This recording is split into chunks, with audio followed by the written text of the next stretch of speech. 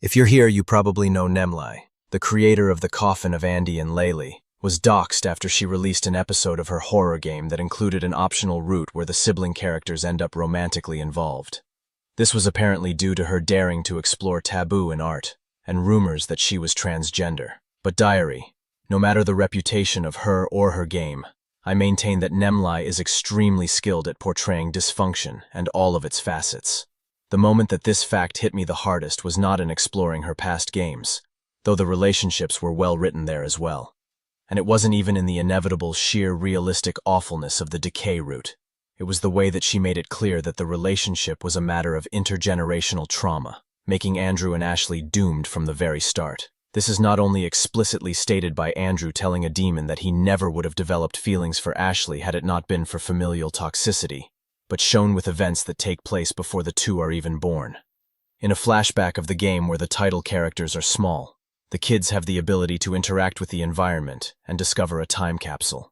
It holds a photo of their parents as teenagers and 2 letters. "Tell your piece of shit dad to go fuck himself," one says. He has no idea how narrowly he was spared. The other letter says, "It's a little funny how we went from planning a murder to planning a family in a matter of minutes." As for Renee, a flashback can be unlocked that reveals that her mother tried to pressure her into an abortion when she was 15. And when Renee didn't comply, she was thrown out. Her mother may have wanted her to come back after, but it is made clear that she never apologized or tried to truly make amends, even as she is trying to convince Renee to donate her kidney to the child that she kept raising instead. When you couple this with how awful Douglas's parents treat them both as adults, one finally understands how the failure of their guardians led to Renee and Douglas becoming self-absorbed, corrupted people, who in turn come to twist their own kids. In that same phone call, her mom reveals that Douglas's father is a known wife-beater, and suggests that Douglas could be as well, only for Andrew to become that instead.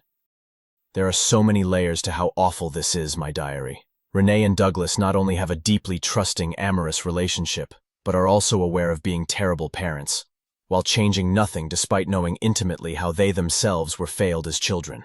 They were equipped with the self-awareness needed to break the cycle of abuse, then actively chose not to, leaving their children with a reality too big and esoteric for either of them to fully understand.